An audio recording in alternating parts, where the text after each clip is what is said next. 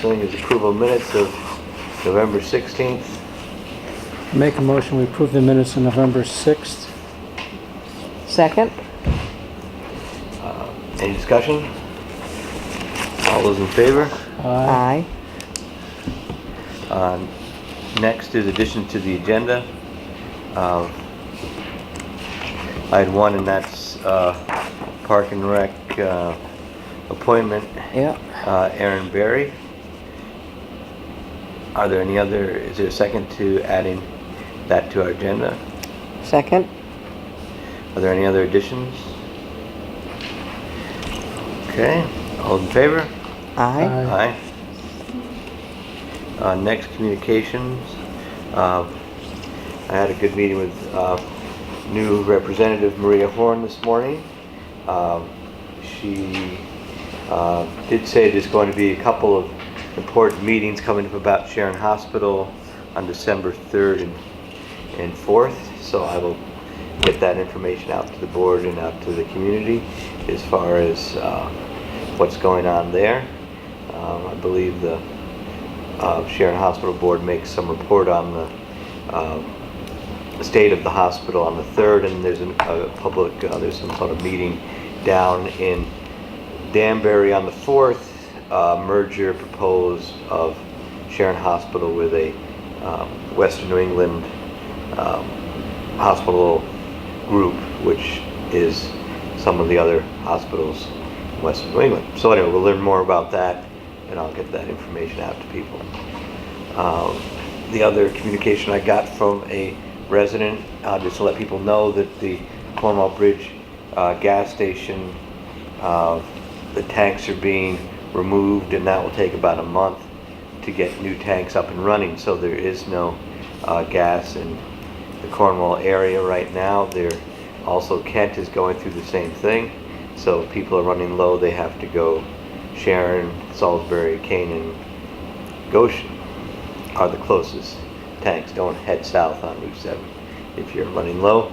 And I think again it points out the importance of having local businesses supplying us with necessary things. But hopefully that will go smoothly and they'll get up and running again soon. Are there any other communications? I have a letter. Okay. It's very short. May I read it? Sure. Dear Selectman, I was perplexed to note agenda item number 8, which is contract with Northwest Hills Council of Governments for Conservation and Development, and your printed agenda for tonight's meeting.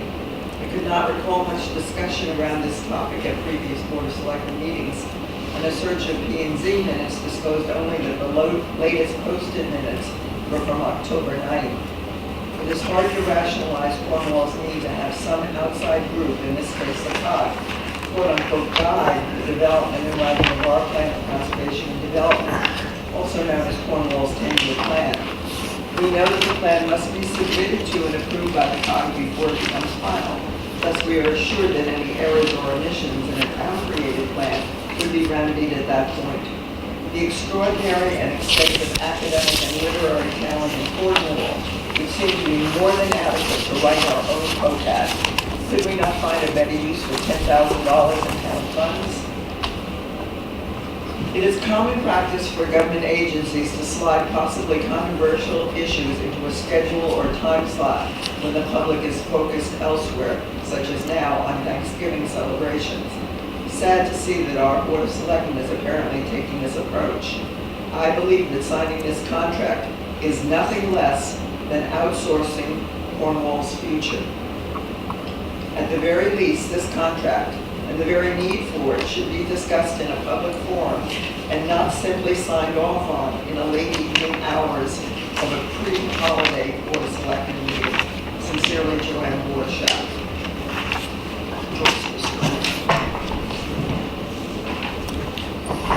Okay. We can turn the heat down? Okay. discuss that under item 8. Thank you. So then, any public comments? Okay. welcome John. Any comments from high school, Park and Rec? Anything else? I'm just here in case you need me for the approval of Aaron. Okay, so we can do that first. And we did get a letter from Erin Berry. She's recently moved to town with her family and 3 kids, although her family has long roots in the community, and I think it would be great to have her as an addition to the board. Again, good to see people getting involved, making a positive contribution, especially when there's plenty of other things they could be doing. But anyway, so I'd make a motion, and I believe your board has sent us also information or some message saying you endorse this idea. We did vote to do that on last Monday. Great. Okay, so I would make a motion to appoint Erin Berry to a vacancy on Park and Rec, which I believe would go to the next, well, that's interesting, that goes to the next election, although now that we appoint people, so we'll appoint her, we'll figure out so we can appoint her, because we changed that, because it used to be elected, now it's appointed, so we will appoint her to the longest possible term, which I think. Starting now. Right, because there is, yeah, I was Is there more thinking, than one vacancy? There's only one vacancy on that, I think on that, There's For only a one full- slot for her. full slot? For a full member? Yeah. for a full member that would run from now for 2 years, and then there's. Well, she's filling somebody's it would be vacant. I think Libby Mitchell would be the one. Yeah. that And was on Libby that. expiring She was this? on that. Is she Right. expiring this Yes. November? Okay. okay, so I'll make a motion that we appoint her I'll second that. to the longest possible term. And John, You you're got saying that your board has made the recommendation, has already voted and made a recommendation for her to be Yes. appointed? Yes. Okay. Okay, so we got a motion second. All those in favor? Aye. Aye. So, then,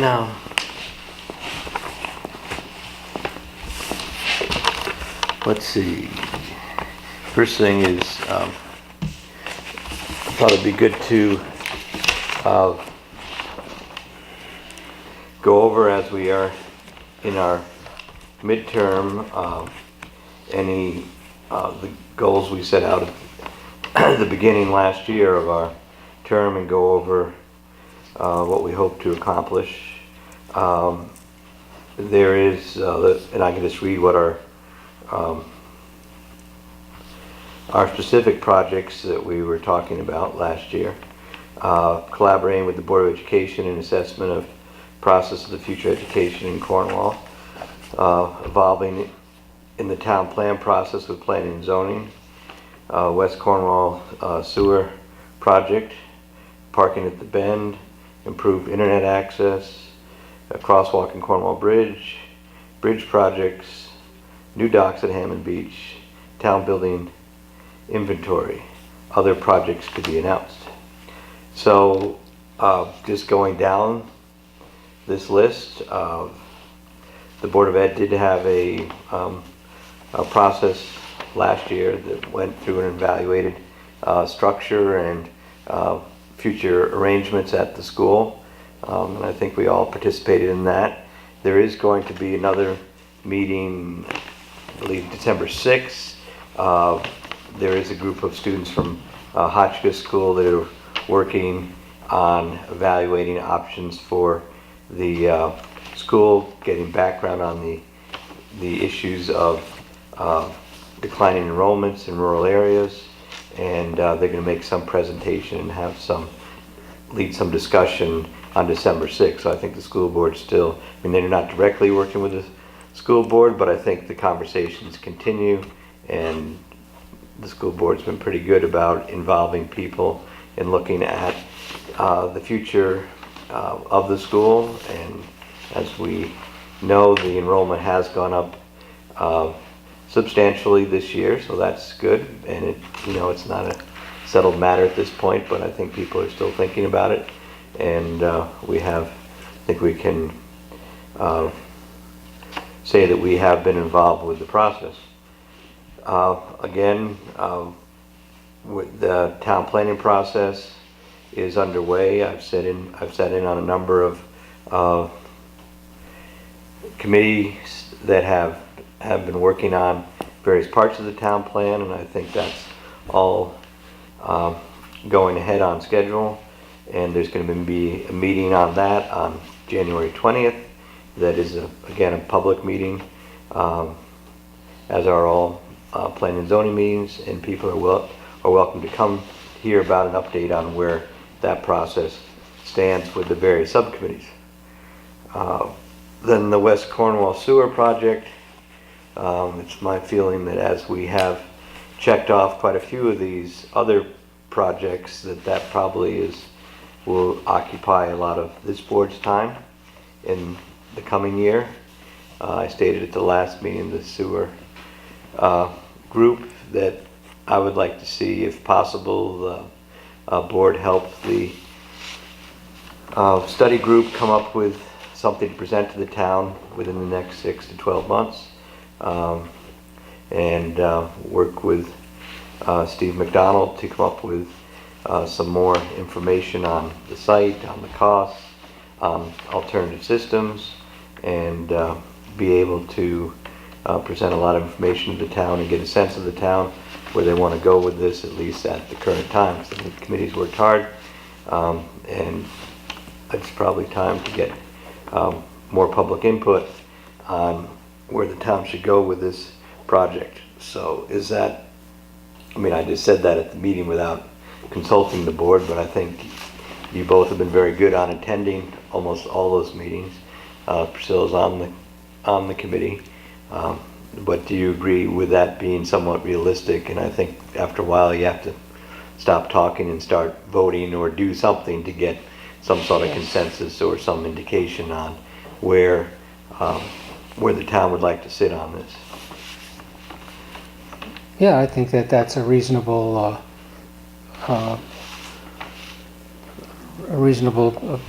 projection on what we're trying to do. I think a lot of work has been done. There's been a lot of preliminary work that has been done by Steve McDonald, and I think that the four things that need to come to a head are the site, the financing, alternatives, and I can't think of the fourth one. And I think that a lot of the work on varying components have been done, and we just have to sort of pull it together at the end here now and sort of see what's preliminary kinds of financing and what's the best proposal to bring to the town. But you can't bring it to the town until the committee, the study committee and the Board of Selectmen have done their due diligence on attempting to decide what the best alternative is. And at that point, we bring it to the town. Yes, I think you're right. Yeah. The fourth topic is the scope, trying to figure out exactly what the service area would be. Right. Whether it goes down the side streets or basically the main street. And again, that's something that's doable. And again, I said we want to make sure if this is built that there are customers out there that really will hook up to it, as it has been proposed. So I think those are all. That's information we can gather in the next while. So that probably may go to the head of the list of what we are working on as we have accomplished a lot of our other projects.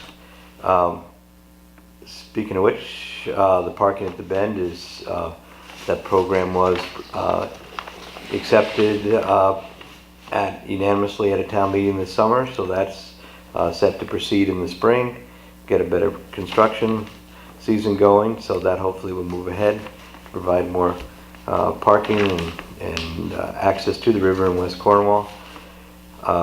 Improved internet access. I did talk to people at Northwest Connect, and Priscilla's been involved with that. I think what they've done, as far as I understand, the latest thing is that they've surveyed or at least communicated with some of the towns, get an idea of which towns will be interested in improved internet access and broadband. And now they're working on trying to get some technical expertise on board to come up with some concrete suggestions. Because it's easy to say, yes, I'd like better internet, but then how do you realistically make that happen? So that's their next thing. And again, I've urged them to have some public presentations up at the high school or somewhere convenient for people, because again, that's being looked at, I believe, through the whole COG area, which is 21 towns, and it'd be good just to have something as far as a local presentation on that. Next, crosswalk at Cornwall Bridge, our engineers have gotten some back and forth with state DOT as far as what are the appropriate specification for the crosswalk. And what I would propose to do is, now that we still haven't gotten final approval of the Department of Transportation, as these things take a long time, but we'll check in with the engineer and check in with the funding source to make sure the funding has outlasted the review process. But that is still, I believe, an alive project. Roger Kane, again, we've completed 2 bridge projects, and he has talked about trying to focus on the Lake Road Culvert as another bridge project, which would complete most of our work under the bond that was raised by the town. And he's talked this afternoon to somebody about painting the large bridge on Fort Hill Road as a project that's eligible for federal funding. So maybe before we get our budget proposals to the Board of Finance this winter, we'll check back in with him to see more accurate cost and future expectations on how those projects are proceeding. I just, on the bridge projects, I think it's important to note that over the last 3 years, I think it is, Yeah. the town has completed 4 bridges. The 2 this year, the Gravel Bank Bridge, the Smith Place Bridge, both of those came in under budget, on time, or ahead of schedule and on budget. And under budget on time, under budget ahead of schedule. The Flat Rocks Road Bridge last year was also done, rebid, and it came in substantially less than anticipated, and went without a hitch. And the year before that was Valley Road in an emergency situation. I think it's, the bridges that seem to need the work are being done, and we're getting them done. And there are 2 different contractors, I think 3 different engineers. Yeah. And Roger's done a great job, Absolutely. heading up that whole thing. And we could probably name a half dozen bridge projects in surrounding towns that have been delayed and are way over budget and are just been a problem. So I think we, the town of Cornwall, have done quite well on these bridges. Yeah, and anyway, it's good to get those, checked off, because those are major undertakings, and with the erratic weather and everything else, it's great to be able to have them completed, and the Gravel Bank Bridge is open for traffic.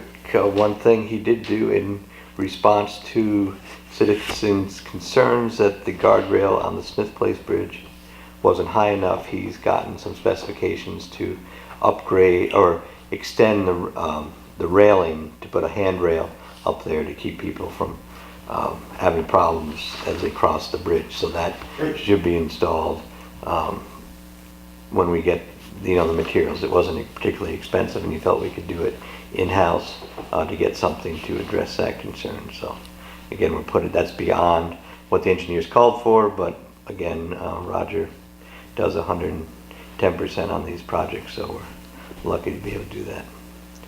New docks at Hammond Beach were completed this summer, thanks again to Ronnie Lozano and other Cornwall people that worked on that project. They were very popular. We had we had swim meets there this summer, and they all worked out pretty well. I have asked, at request of the Board of Finance, I have asked Zeke Herman to do a plaque that we would put up at the Hammond Beach House to give credit to the Gates, nice. Larry and Judy, for funding to help fund those docks, and and put a nice little note about the Gates on the plaque. So hopefully that will get done and installed before the next season.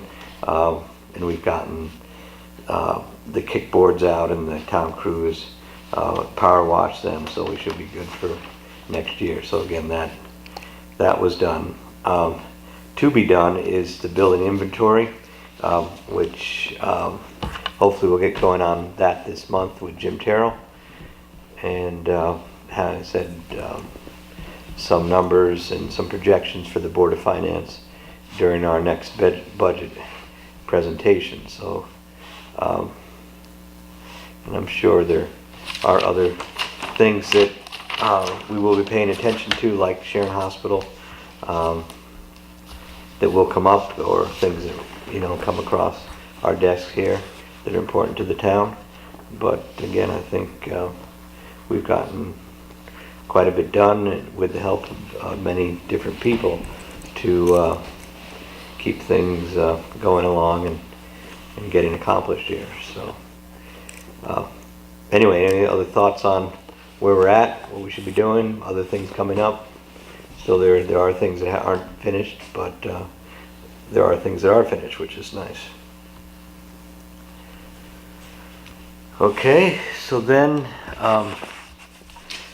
let's see, the next thing, the West Cornwall Covered Bridge, as people may have noticed as they drive through, there's more of a noise in the bridge than there was when it was finished, as the board seemed to have gotten a bit of a mind of their own in our, for lack of better words, buckling or cupping, and creating some uneven surface in there. So did get communication from DOT, who wanted to have a formal ribbon cutting ceremony. Again, that might be around December 7th.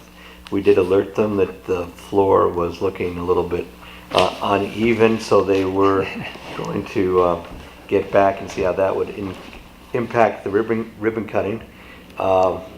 So they have come out and looked at it, and what was the word as of this afternoon, Joyce? That they felt that they're going to try to redo some things. Next week is what they're aiming for, next week when the weather's warm. Right, to redo it a little bit, but any major work would have to wait until next spring, or when things are warmer, because it is a temperature sensitive process that they have to undertake. So whether, and how, and I said again, we want to know for the residents, for the emergency services, for the businesses, when all this is going to happen. But obviously it's not going to be a major closure, but there may have to be more work done to smooth things out there. And I'll keep people in the loop as far as... Sounds like that sound. Yeah, you can hear the click-clack thing going again. But Quite as loud. it might not be a good trend, though, to have the boards be buckling or cupping. So anyway, but they're aware of it now, and like I said, I'll try to publicize if there is some sort of state ribbon thing, which would be fairly soon. So do we have every year we have a no parking ban? We did have problems during this last storm with a couple of cars with bald tires parked on the side of town roads, which made it very difficult to get through with our plows, and they have trouble getting through. The fire trucks will have, or ambulance would have trouble getting through. So we again encourage people to get fresh tires and not to park on the side of the road, because then the plows have very little choice but then to plow the cars in as they try to clear the roads, and that can make for some unhappy motorists. So it's an annual event, but hopefully now that we've had our first snowstorm, we will be well prepared to handle the next one. So formerly we put in a no parking ban, which says that people cannot interfere with snow plowing activities on town highways.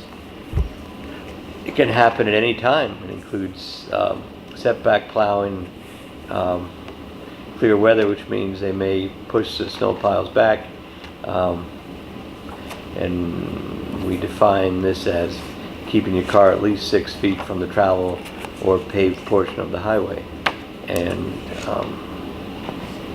state statute gives us the authority to remove vehicles parked in violation of these orders, and everybody generally complies, but it's again, sometimes people get caught. I think this past storm, not only the first storm of the year that kind of catches everybody, but it was exceptionally slippery. Very slippery.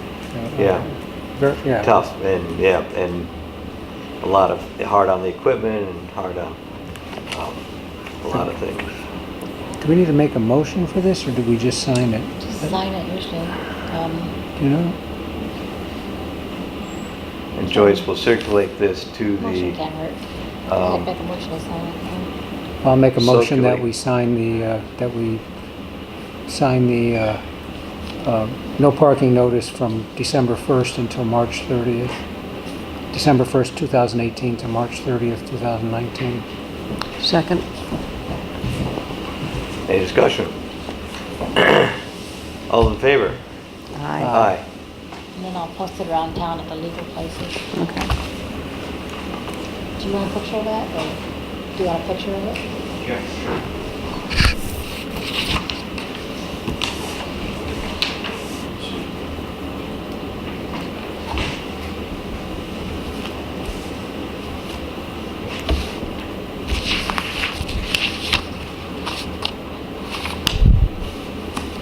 Yeah, you can send this to the website, right? Yeah.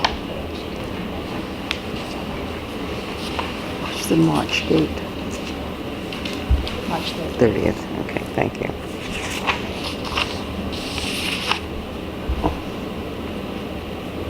So, next, Is that too loud? It's a little low. okay. Next on our agenda is the Selectmen's meeting schedule 2019. And I think Joyce has gotten a copy of that.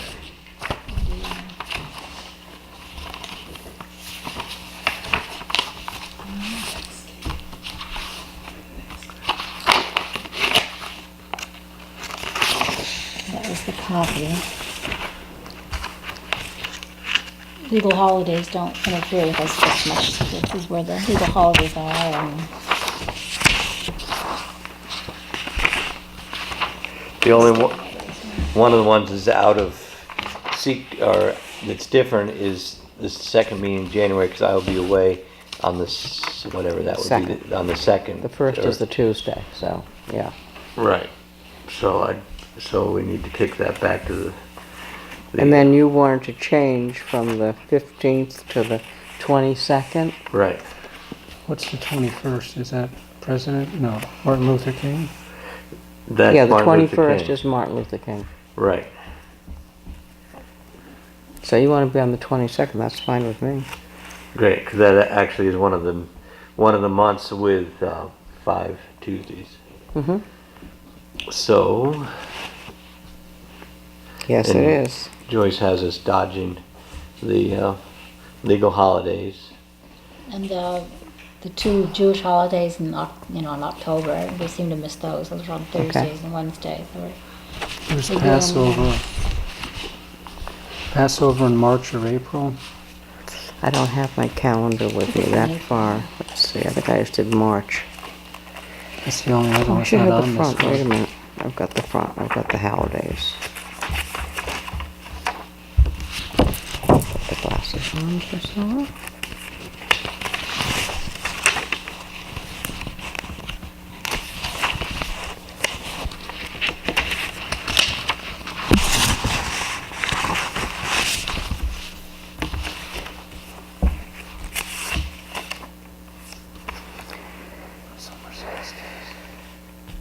Is a list Passover in there? That one doesn't give me really, this one should. Legal holidays, April 1st, full, April 19th to April 27th. That's over. April 19th. So does that miss the Tuesday? That misses it then, right? Yeah, that's Yeah. fine. Yeah, Passover is April 20th is the first day. So it starts on the night of it. Right, but that's fine, I mean, that's the Mhm. Friday, Saturday, Sunday. My favorite holiday, Tisha B'Av, August 11th.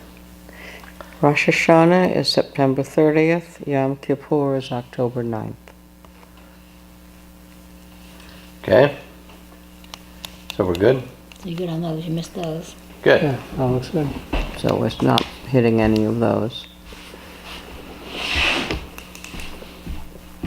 So what are the dates in January? Pardon? What are the dates in January? Is that January 2nd? And Wednesday, the 2nd, Wednesday the 2nd and Tuesday the 22nd. Thank you.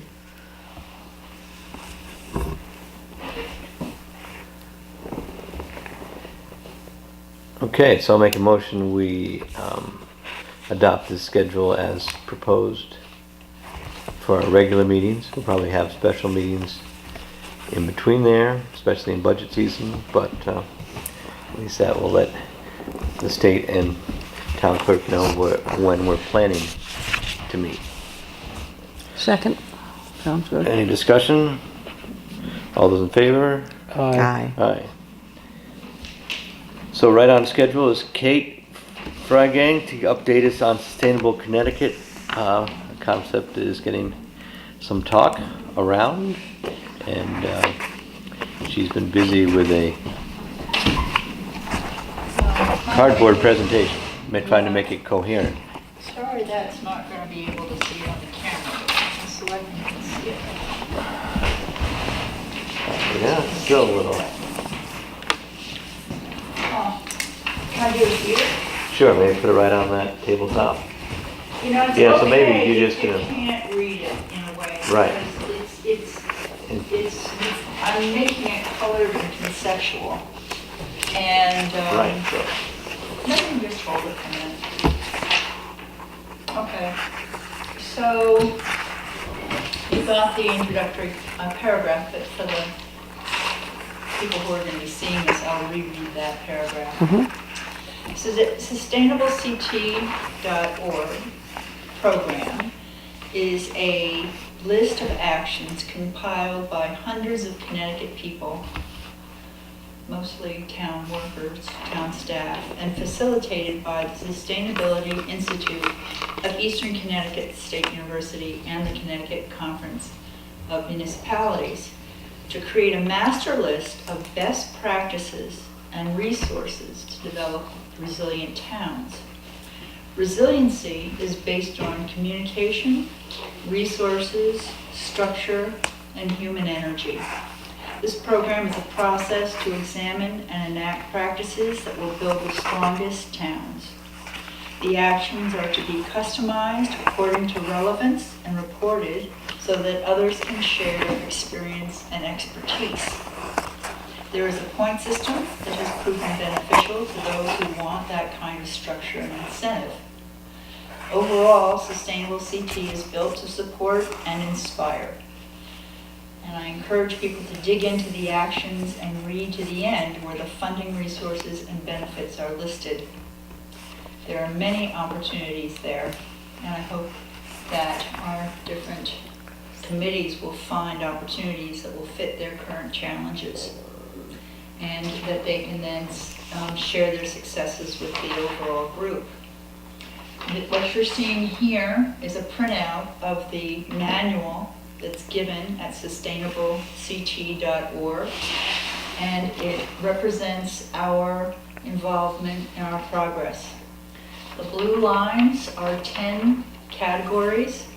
They are economics, natural resources, creative culture, planning, transportation, infrastructure, services, housing, equity, and a wild card, which is an innovative action.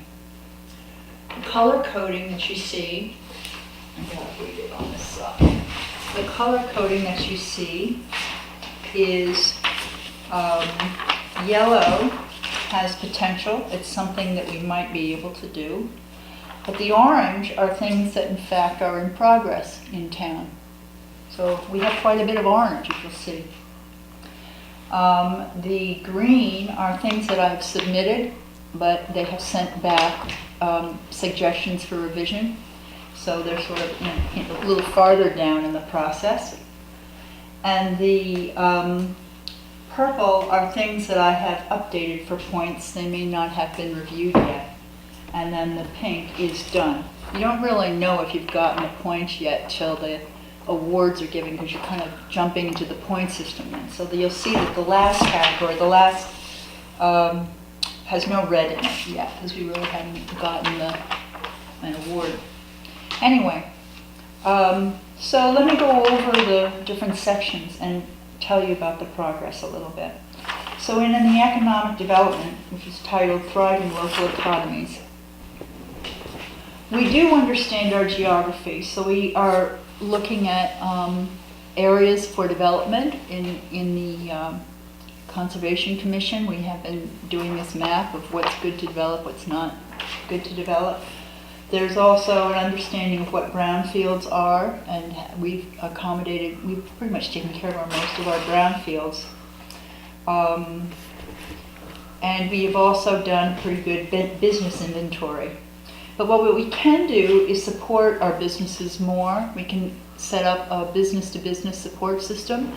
We can also take advantage of some of the funding that's still left over in the government budget for the CPACE program, and see if we can start applying some of those funds to some of our projects. What program, Katie? CPACE. And then under well-stewarded land and resources, we're really very active there. Check out the orange. And we have lots of collaboration with HVA, the Housatonic River Commission, the Conservation Trust, the Conservation Commission, and of course within the town, our land use office, Karen Nelson. So we have a managed woodland, a program to manage woodlands. We are creating the National Resources Inventory. We have our climate alert program for droughts and fires. These are things that we're doing very well with. But where we can do more work is with the LID program and better watershed outreach. But Karen is on that case, so that's in process. 3 is vibrant creative culture. They call it vibrant and creative cultural ecosystems. But that's really including education, tourism, and arts in general in the community. We have a good inventory of art opportunities, and we've worked. I've been working with the school actually to integrate the arts into their regular curriculum, but we can do better by working with something they're suggesting. But I'll come back to this later, called the Creative Placemaking Plan. And I'm going to get back to that one because this placemaking concept is new to most. But I will come back to that because it's a deep dive that's really worth looking at.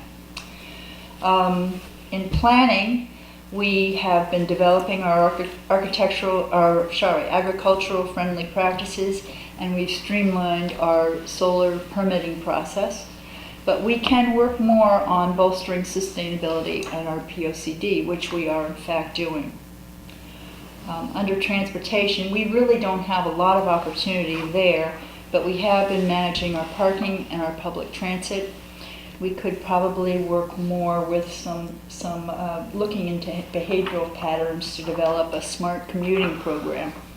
But that's another deep dive kind of thing where you look at behavioral patterns within town and then figure out if there's a commuting process that you can actually add that will strengthen.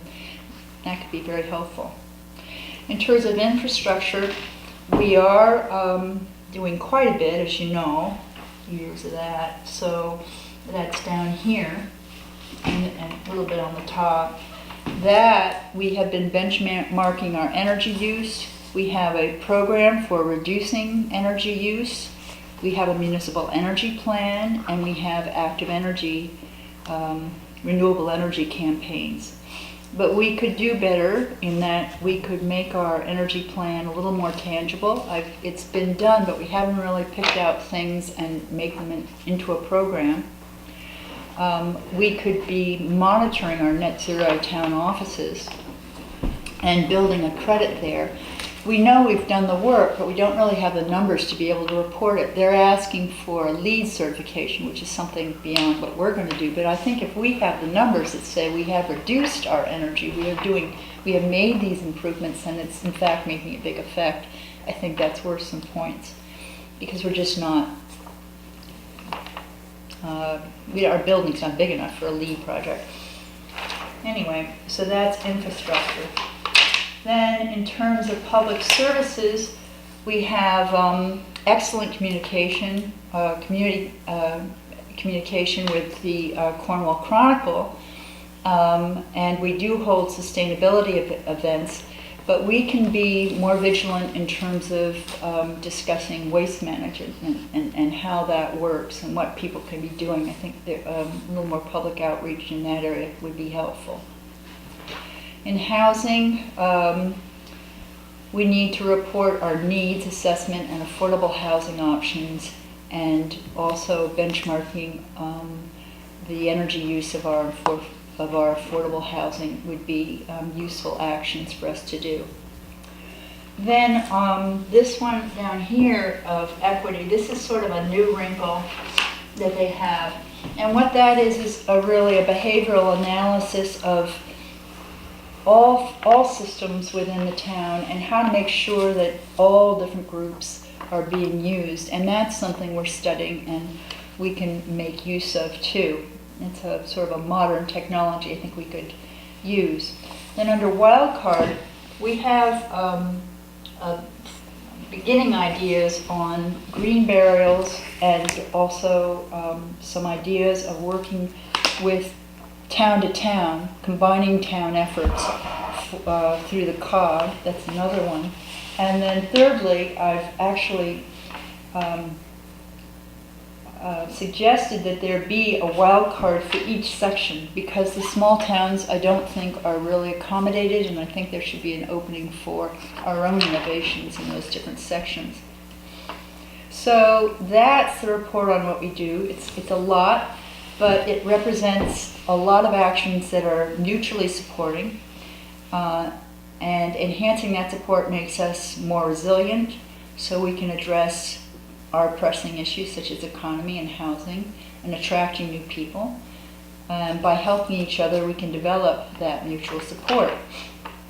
Two examples of deep dives that I took, because this is from what I do quite a bit of just management, of figuring out who's doing what, steering them into doing it a little bit more sustainably so that they can then give me the data that I can then upload on the main, and that's basically kind of what my job is. But in the meantime, I would like to sit down with each of these different agencies and brainstorm some creative ideas that involve deep diving into the materials and the resources that they're presenting. And an example of this, as I mentioned before, is this thing called placemaking. Now, what is placemaking? Placemaking is something where you connect intention to your town's identity, which means that for instance, and this, once you start sort of claiming an identity and start building that identity and promoting that identity, you then start to develop the transformation of your town. So for instance, if we decided to say, our town is the recreation capital of the Northwest corner, I'm not sure it is, but let's just say we just choose this, right? Then we would go ahead and we would do a calendar of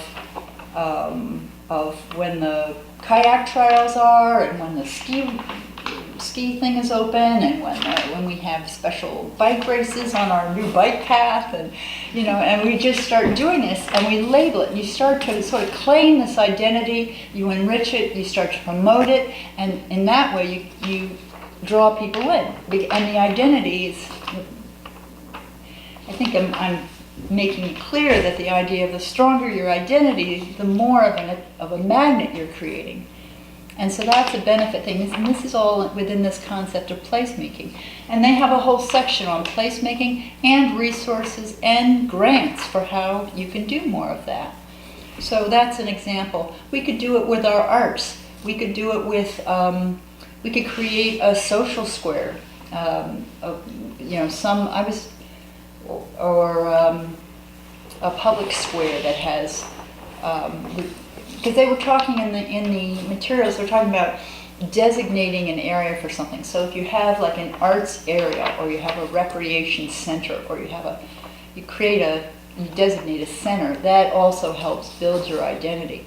So remember, this is my example of my not just being the administrator, but taking a deep dive into one of these things, which was placemaking, and thinking, oh, how could that help us? And so I encourage, like I say, there are deep dives to be taken on all these items, and but that takes collaboration with the other agencies. And I mean the committees and powers that be in Cornwall. So, the whole program gives you the resources and expertise and tools that you can, so that you can be better and share and promote your town in the way we want to do it. And basically what I would like most of all is an opportunity to work with the different agencies represented on this, such that we can start to develop those connections and that network, and just build the whole town as a stronger town as a whole. So that's what I got. And I'm leaving this here so that it's really on the website, but it's not that hard to get into. It's under this website, and then you go under actions, and then these things are detailed, and each one of these items has a whole little paper on how to do it, and what the funding is, and what towns have done it already, and what kinds of success they've had. What's the websites? It's called sustainablecT.org. Yep. Yep. But that's the program. That's what we're working on. Great. Yeah. Yeah, I think a couple thoughts. One, it's great that you've gone, I mean, there's a lot of information here, Yeah. more than we can, It's it's hard to get a handle on it, but Yeah. by you color coding this, it makes a couple things pop out. One thing that we know, that we have done good stewardship of our natural resources. There's a lot of things, cultural things going on in the town, but the one that stands out as lagging is the local economy. And so I think through a whole different way, a different matrix of looking at the town as far as what a sustainable town is, one that's looking out for its future, that has to be a priority of the town, and one that we have begun to address, that we are addressing as far as trying to build the local economy.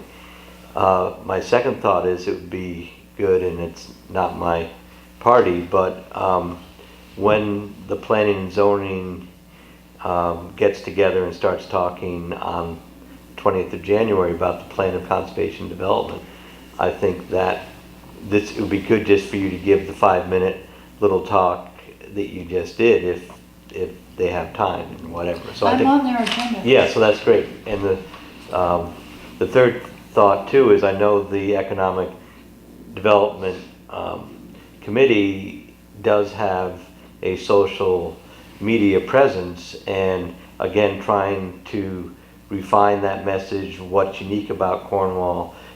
We already have some work done on that, but I think again, working with some of the people that are already working on that would help move this whole idea in the same direction.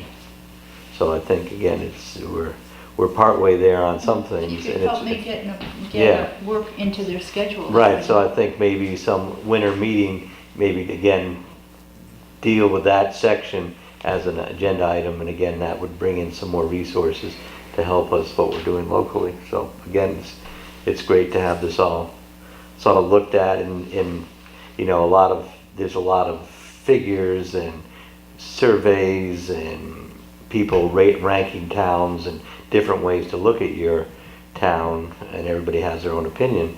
But it's also interesting to see what things we're doing well on and what things we could do better on from a different Well, lens. So, I also want to say that, you know, the fact is that this is the first, this program has been in existence for 1 year. right. And it's a process. So the more dialogue we have with them saying, well, you know, this really doesn't work for us. You really need an item that does such and such.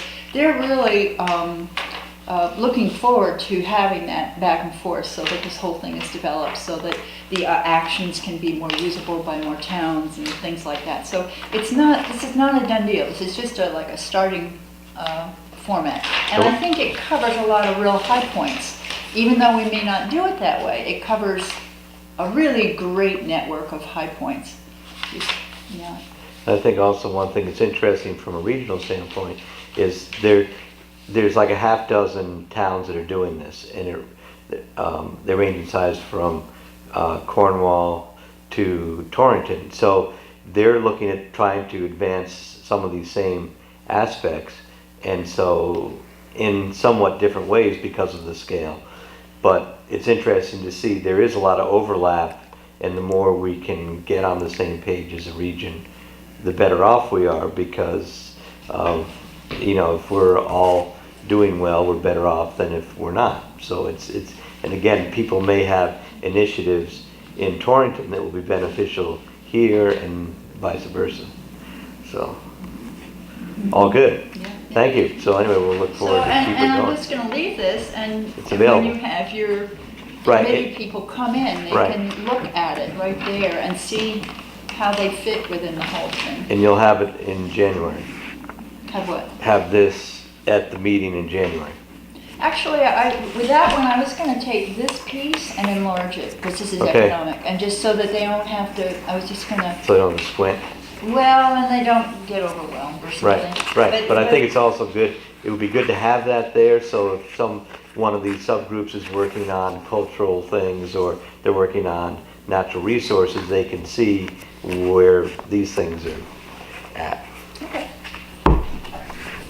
So there you go. Good, great. Any questions, comments? Looks like a Thanks. lot of work. That's a lot of work. It's a year. I think that there's a tremendous amount of information on there. A lot of It's even more in the website. I mean, I really recommend that someone, if they see something that goes, oh, we're already doing that, for instance. Like, for instance, in natural resources inventory, we're doing that in the Conservation Commission. We said, we're already doing that. Okay, so we went to that section, and they had hired an intern for the year prior who did a survey of all the natural resource inventories of the state. And they had this guy who knew what was where, who did what, how, and it was a tremendous resource for us to figure out what our priorities were going to be, how we were going to set ours up. That kind of thing, you know? As soon as you see something that catches your eye, dig into it and engage in dialogue. You know? Anyway. Great, there it okay. is. All right, Did you thank like you. it? So I'll put it in the back. Gordon, may I ask Katie a question? Sure. Katie, you said that, you said we have taken care of our brownfields. And since one of them is very close to my home that hasn't been taken care of, I was wondering what group you plan to work with on that issue. Well, what I meant was, I went to Vera, and there was a history of brownfields, and they had all been remediated except for, I think, two that, you guys are gonna have to help me here. Right. But there were two that were state-owned that you can't do anything with, that was over there, and then there was one, remember Joyce, we were talking about that? The one that was over by the farm. Right, well, there's two. There's one underneath the bridge, and there's one down by the farm. But I think the other, to get back to the question, how we've taken care of this is on this program, what they wanted to do was an inventory. So we make a list of where the Right, so brownfields are. and it's So that's registered. right. So those with the to state. make sure there's not one out there that Right. it's not on the state registry. So we've taken care of them to the extent they're on an inventory list. That's There- right. It doesn't, and most of the brownfields are on the list, on the state list are people who's had problems with their oil tanks, and those have been remediated. But the ones that are associated with the Burkhart properties have not been fully tested or remediated. But at least they're on the list. Who will you be working with on those issues? I'm actually working in a bigger capacity, which is to figure out what are developmental lands that can be developed with the Conservation Commission, but not specifically brownfield. So, Thank you. do you want this little thing that I just Sure. read? Yeah. Okay. Okay, great. Next on the agenda is Hubbard Field soccer. We did get a note from neighbors of Hubbard Field saying that they were concerned. How about number 6, Council of? Oh, Annual sorry, Meeting? number 6, the Council of Yeah. Small Town. Yes, on that annual meeting is January, yes, Yeah, 16. January 16th. 16th. Right, I will not be here for that either, so, but I would be hopeful that you guys would go and carry the banner for the town. I'm sure it'll be interesting, there's a good chance the new governor will be there, there's new legislators, and A new song and dance. our new song and dance. I am going to the Council of Small Town Board of Directors meeting the end of this month in November, and I think people will be, and I'll report back to you all in December as far as trying to get the municipal leaders together with the new leadership and new people in the legislature as well as So the it's the governor. same thing, January 16th, a Wednesday. Yeah, there's And I a can't meeting remember down where- at the where is Aqua. it? At the It's Aqua 8 to Church. 2 at Aquatur. Right. Well, 8 is, yeah, they always have that early, well, we've gone, yeah, Right. I'd still be, I can't remember, did we go last We year? can go together. Yeah. I didn't go to it last year, I don't think. Did I? Is there some Maybe I reason, did, did we I end don't up going, or remember. was there a snowstorm? I don't remember. We went. The governor did not go, but we went. No surprise, but the new Okay. governor may be there. Anyway, it's a good event and. So we can carpool and go. Yeah. Sure, You and I. sure, so I Absolutely. would say that, yes, that we would Right. plan on going. yes. So we'll sign you two up, that'd be great. Good, all right, next, Hubbard Field Soccer, we did get a note from, neighbors of, Hubbard Field, citing concerns of traffic and noise and mostly parking, speed, safety, and the general consensus was they felt that the fields were somewhat overused by having a regional team play on the field as opposed to having the Cornwall Park and Rec team only play. Is that the one on School Street? That's one on School Street, yes. So I did talk to Jen Markow about this, and she did say Park and Rec is talking and we're looking at alternative sites, maybe having some games at the school where there's better parking. And they said also because it can be not just one game, but it could be both days of the week. And I have noticed when people are late to the game, they do tend to go quickly through the village. So I assured the residents we'd work something out to as much as we can, as well as we want to continue to have that field used for recreation, and it has been a site of a lot of good athletic things, and we want to keep that So continued. there were not just- games there and there were also practices there? Well, there are games, practices, and there's also, it's been used frequently by the town's Park and Rec department, and because the other thing it has in a year like this, it probably has the best drainage of some of the playing fields in Certainly town. the lower field at Footfield would be and years underwater. past, we used the lower field and fifth field, but that, because it's below grade, has probably the worst drainage. of all the Right. town fields. So Exactly. again, being able to play on it in this season has been important.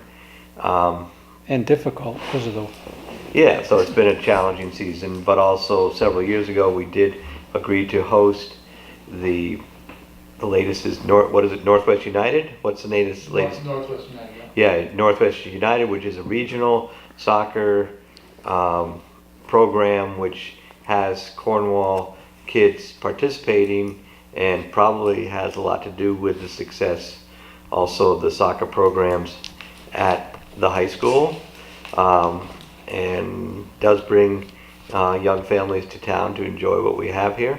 So overall, I think it's been a good thing for the town to be the host to that program.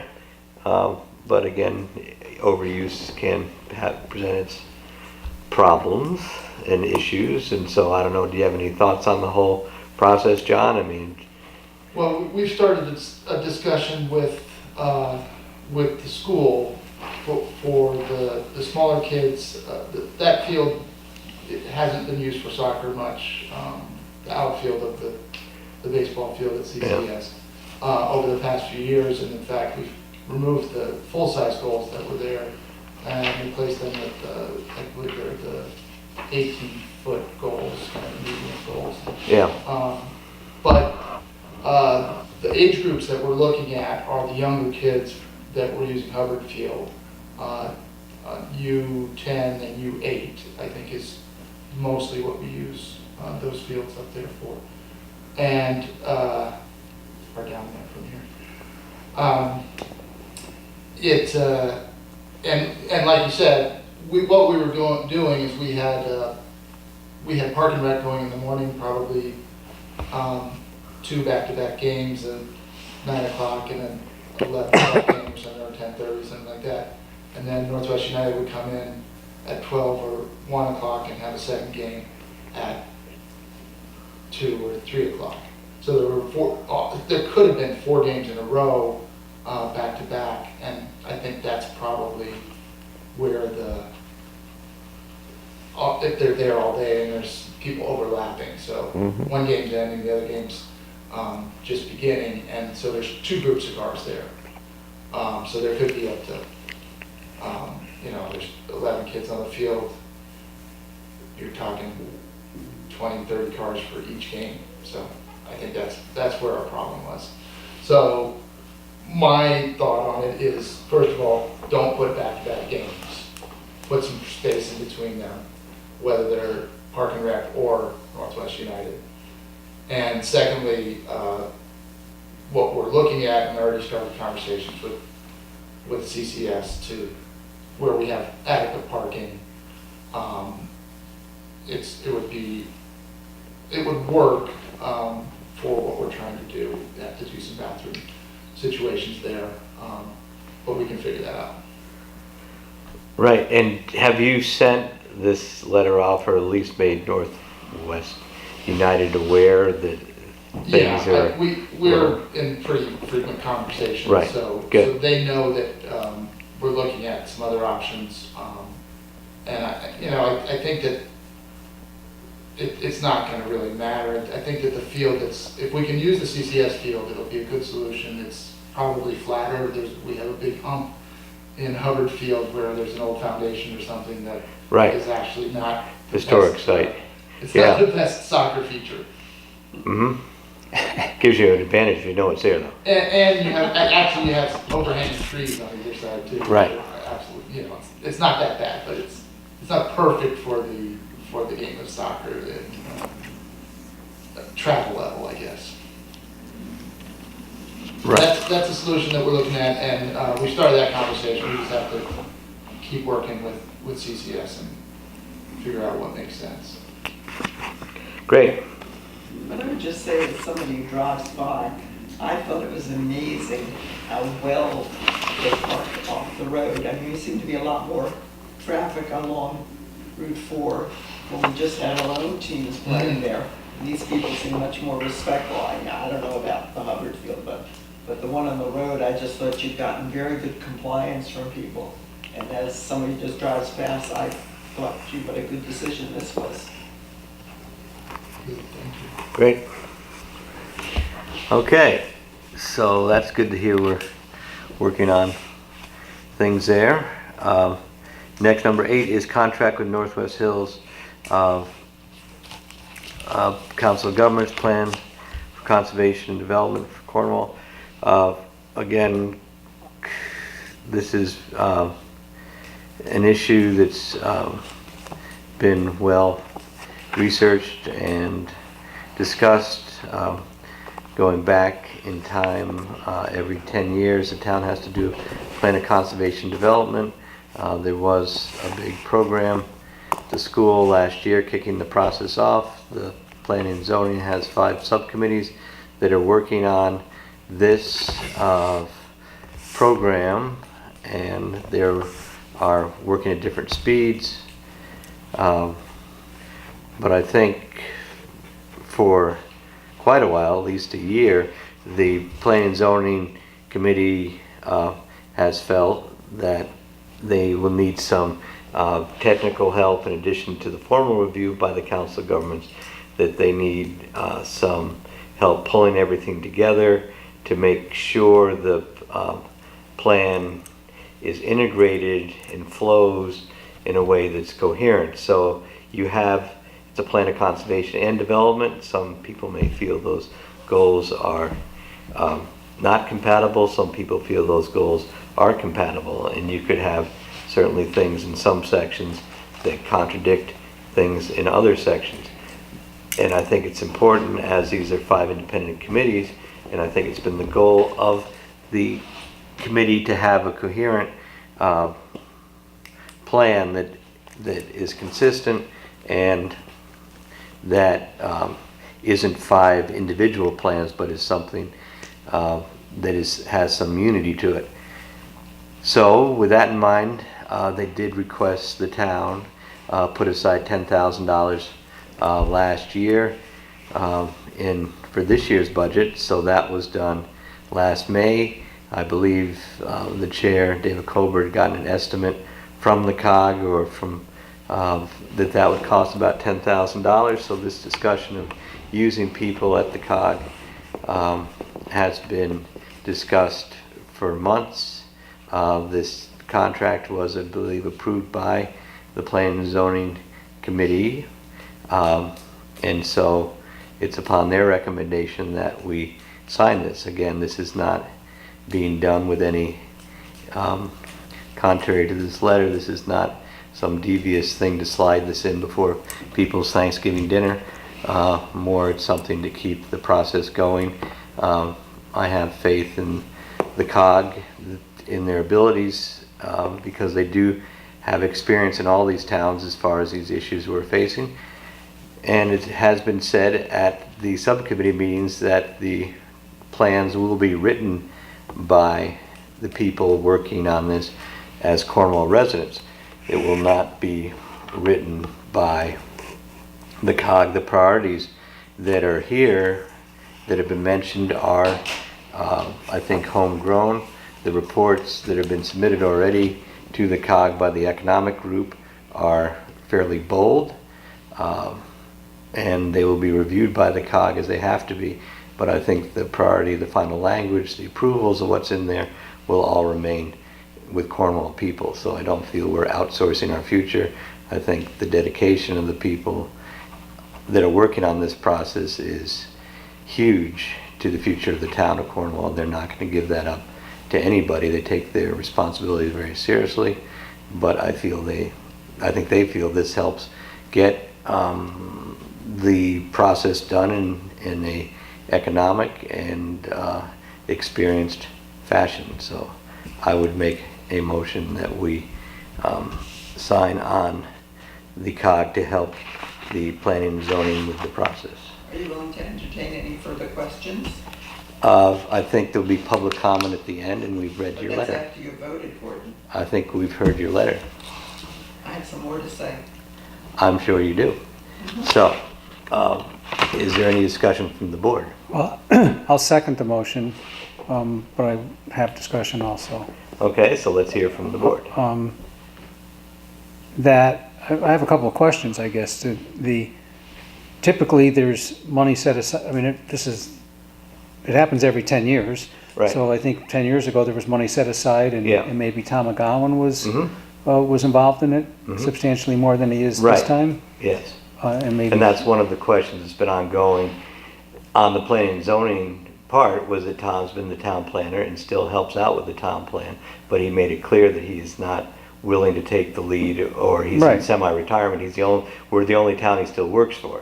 So this has been a discussion that's gone So on my point for a is that- period of time, that that, how do yeah. we do a town plan without Tom McGowan? Without the town planner. And other towns have Right. spent $50,000 to $100,000 on their town planning professionals to give them assistance. This town is really doing, carrying most of the work itself. And in fact, the people on the committees are doing a lot of the writing themselves. So I look at it, I perceive it similar to hiring a lawyer and telling them, here's the deal I want to have, here's the kind of how the deal I want to have. Or they even write up your deal in some fashion, and the lawyer has to put it into legalese. I mean, this is my perception, I'm not saying this is P&Z's perception or anybody else's perception of it. And the town, then we're hiring, or P&Z is hiring COG to write this up, but it still comes back to the town. Just because the lawyer says, here's your contract, you don't just say, okay, and sign it, you read the contract. And you may have a discussion and disagree or agree with some of the things that are in it. And then it kind of gets worked over to make sure it's saying what you want it to say. But they're helping you put it into a form that is workable or legal, or and I think that's how I'm perceiving what the COG is doing. You know, maybe saying something slightly different in the contract, but It is. but that's how I'm perceiving what it should be. It really still is the town's plan. It's not the COG's plan.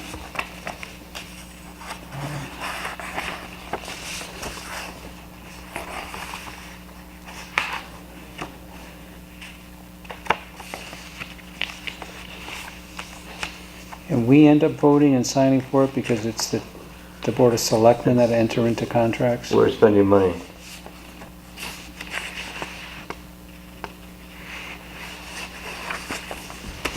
So, Priscilla, any thoughts, any comments?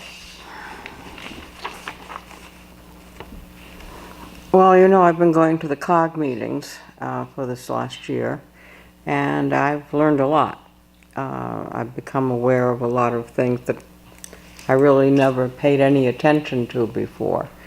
With the hearing from all the different first selectmen and mayors, and then at least once a month there's some kind of a presentation from a conservation group or state group or highway. There's a lot more to running a town than I realized as a Cornwall citizen.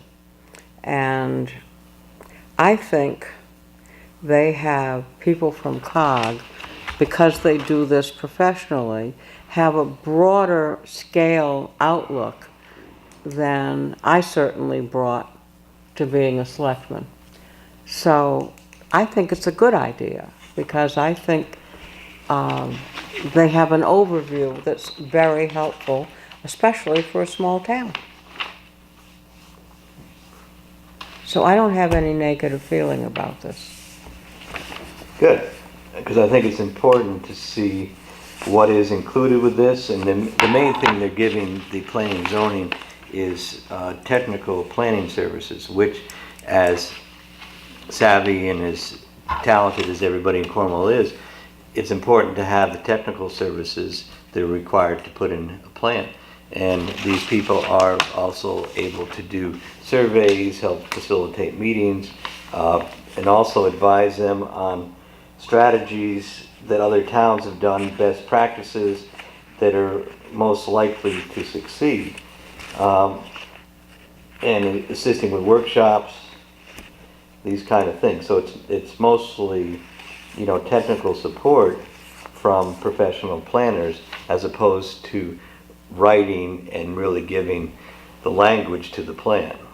So again, coordinating it to make sure it is coherent is important, but as well, not just having our heads in the sand here and thinking we know all the answers, giving us the technical expertise to carry this on and use the knowledge learned from working with other towns that are facing similar problems, I think is important. So, in the end, I'm putting the ducks in a row. We have to ultimately submit our plan to the COG? I believe what happens is that already the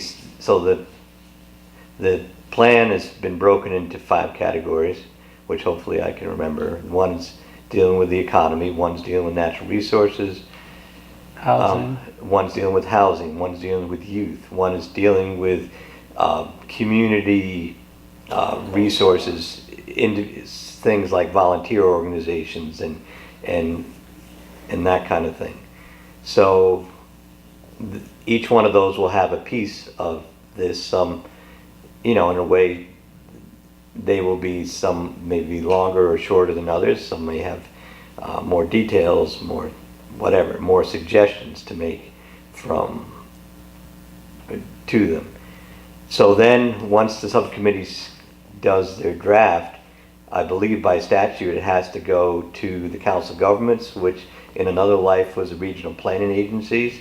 So again, this whole thing is a state mandate. The towns are required or supposed to do these every 10 years. It makes sense. So it goes to it's a mandate, regional, but it makes sense. right. But then For it review. goes to because they want to make sure that these towns, which again are sub sections of the state, that they're somewhat compatible with what the rest of the region's doing. So they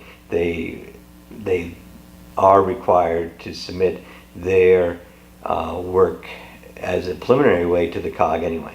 Then it comes back to the whole Planning and Zoning Commission to say, yes, this makes sense, no, it doesn't, and then they'll probably redo the draft. Then at some point, the sections will get presented to a public hearing, and then the Planning and Zoning Commission is the final say. So the selectmen or a town meeting doesn't actually vote on the plan. It's actually up to the Planning and Zoning Commission to adopt the plan, and then I believe it again has to be submitted and stamped by the COG staff. So there's certainly interplay between the regional planning organization, which is coincidentally run by a former head of the Cornwall Planning and Zoning Commission, Rick Lynn.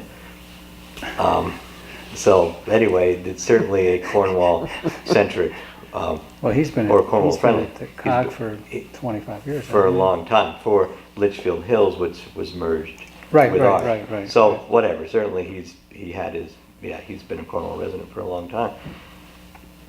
So, So the answer to my original question is that in the end, or in the middle, or both, it needs to be reviewed Correct. by what used to be called regional planning and now is called COG. Right. They're called different things because they were different things. right, And that in the past, a lot of what we're asking COG to do in this particular contract was actually done by Tom McGowan. by a professional Or by a planner, planner, by a professional planner who at the time was Right, that would have individual. something like, you can do this under state statute, but you can't. You can't do say that. that or you can't do that, right, Right. right.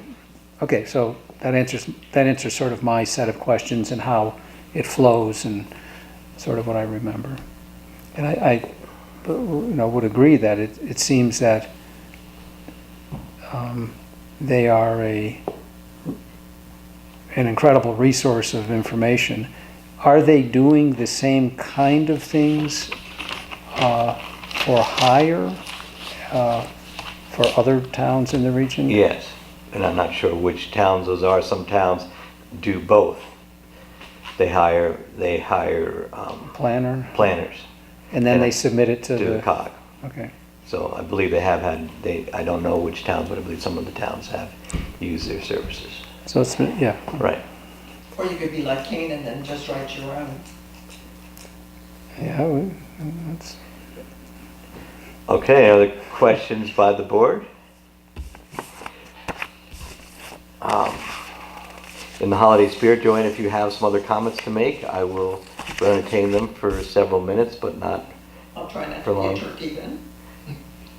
I think that John would be a very good resource, because one of the things that you see in the contract, if you have it in front of you, is how many hours they're going to spend doing a survey. And they use Survey Monkey, and it isn't called Survey Monkey for nothing, it's because any monkey could do it. So I think there are a number of people in Cornwall who could easily put together a survey and save us the time of doing that. Also, I'm concerned, Gordon, when you say that the 5 elements are going to be coordinated. I mean, with the push to complete the economic development one in the next couple months, how then, when the overall plan isn't due for 2 years, what's the time frame on the others? And how does putting the one section out in front, how do the other groups coordinate? Are they all circling around that one? I mean, I think there are some real questions to be asked and that need to be answered. And I think the rush to do this, since they don't have to do anything in the next 2 months. I mean, we're going into the holiday season, that this is something that could very well be put off to January. And that we could have a town meeting that would explain and what talent and ability. I mean, we have all these retired people in Cornwall who've been earning millions of dollars in the private sector. And I can't believe that if we ask them to participate, to bring their expertise on whether it's on survey design or interviewing people or integrating things, that we wouldn't have magnificent talent in this town. And to address your issue, Richard, is that I don't see them. I mean, the plan of conservation and development should not be full of a lot of legalese language. It should be something that's understandable so people know where the town that they live in or thinking of living in or buying a home in or renting a home in, they know where that town's going. It's not supposed to be a super legal document. It should be accessible to the public, not interpreted by a lawyer. And since we don't face the problem of doing something, the COG has to say, your town plan is aligned with the COG's plan. That's what they get to approve. That's what they're supposed to do. And when I read the outline of the responsibilities that Jocelyn outlined for her to do, I thought that many, if not all of them, we have great capabilities in this town. And I don't think we have to outsource them. Thank you. Okay. So, did we make a motion on this yet? Okay, is there a second? And Richard seconded it. The Okay. motion was to sign on Right. the cog. Right. So, any more discussion? Okay. As we have discussed this, then I'll call. I'm only gonna bring a point of order. Sure. Should you be making a motion if you're gonna be signing it? If somebody else wants to make the motion, then that's fine too. So I don't wanna cause any That's problems. fine. I'll withdraw my motion and let somebody else make a motion if they're so Well, inclined. I'll make the motion that we Right. sign the contract with COG for the Town Plan of Conservation and Development Fee of Service Agreement. There's a date, no, the one that's in front of us. I'll make that motion. Is there a second? I'll second it. Any more discussion? All those in favor? Aye. Good. All right. So, any more public comment? I have a question, Gordon. You said school enrollment is up substantially since last year. I believe there was 74 last year. What's the number now? 92? I think, yeah, it's in the 90s now. It's 90, I've heard 95, something like that. That sounds right. A 92. little bit of fluctuation. Yeah, I'm not sure that people they've come. gotten to the point where they have to report. It's October 1st, it was 95. Well, there's two things. The number reported on October 1st was 85, but there are 10 tuition students. that are there. So the actual number in the building, tuition and other programs is somewhere around 95. I think 95. And there's 85 kids from Cornwall, up 10 from last year. 85 from Cornwall. 85 from Cornwall, 10 additional Thank you. tuition, yes. What about the addition, the repairs on the covered bridge? Will that be paid for in the contract, or will there be any actual dollar outlay for the town? The covered bridge, the town hasn't paid any, it's a state bridge, so the state has paid all the expenses of maintaining their bridge. The town has not paid any money to maintain the covered bridge since the town took it over in the 1960s. The state I mean, the took it state took it over from the town of Sharon and the town of Cornwall in the 1960s, I believe. Will you be asking for some economic reimbursement for business owners in the town if it closes again? No, I won't. You I don't deserve think- that? What? You don't think they deserve that? I think if you look at the state was generous in giving bonuses and listening to people to try to get the bridge done ahead of schedule. Bridge projects are famous for taking more time than budgeted, and I think they've been good on that. From what I've heard so far, that they're talking about the closure being fairly small duration of time, which is what I'd hope to do. But until that happens, until we find out more about what they're really going to do, I think it's premature to talk about damages and things.